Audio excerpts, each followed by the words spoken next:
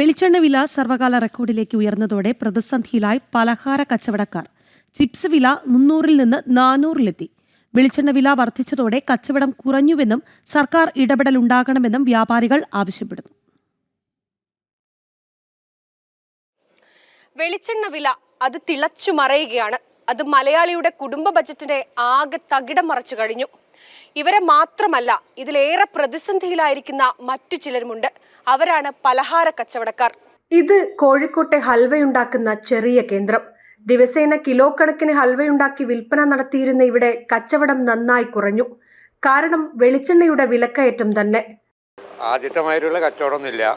ഇപ്പോൾ ഹലുവ വ്യവസായം തന്നെ പ്രതിസന്ധിയിലാണ് വെളിച്ചെണ്ണയുടെ വില കാരണം.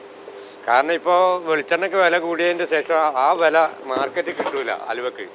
അതിൻ്റെ പേരിൽ ഇപ്പോൾ ഹലുവ പ്രൊഡക്റ്റ് കുറയ്ക്കുക എന്നുള്ളതാണ്. ആവശ്യക്കാർക്ക് മാത്രം കൊടുക്കുക, അത്രയും പ്രതിസന്ധി. പണിക്കാർക്ക് പണി വളരെ കുറവാണ്.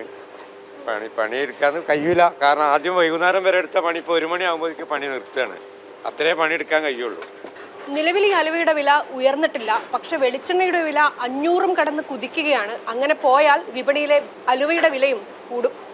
പൊന്നും വില കൊടുത്ത് വെളിച്ചെണ്ണ വാങ്ങി ഹൽവയുണ്ടാക്കി വിൽപ്പന നടത്തേണ്ടി വന്നാൽ അധികം വൈകാതെ കടയടക്കേണ്ടി വരുമെന്നാണ് തൊഴിലാളികൾ പറയുന്നത്. വെളിച്ചെണ്ണയുടെ വില കുതിച്ചുയർന്നതോടെ പല കച്ചവടക്കാരും വലിയ പ്രതിസന്ധിയിലാണ്. നമ്മളിപ്പോൾ നിൽക്കുന്നത് കുമാരി ചിപ്സ് എന്ന് പറയുന്ന കോഴിക്കോട്ടെ ഒരു ചിപ്സ് കടയിലാണ്. ചിപ്സ് രുചികരമാകണമെങ്കിൽ അത് വെളിച്ചെണ്ണയിൽ വറുത്തെടുക്കണം.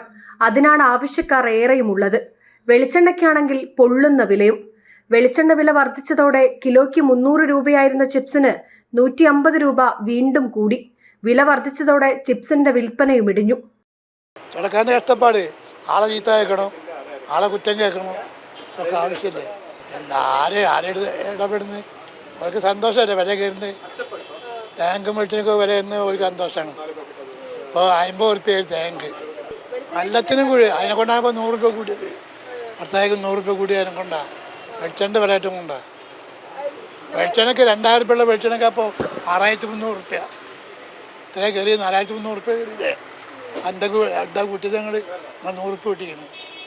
വെളിച്ചെണ്ണ വില വർധനവിങ്ങനെ തിളച്ചു മറിഞ്ഞ മലയാളിയുടെ അടുക്കള ബജറ്റ് താളം തെറ്റുമ്പോഴും അത് പിടിച്ചുകെട്ടാൻ സർക്കാർ സംവിധാനങ്ങളുടെ ഇടപെടൽ ഉണ്ടാകാത്തതാണ് വലിയ പ്രതിസന്ധി.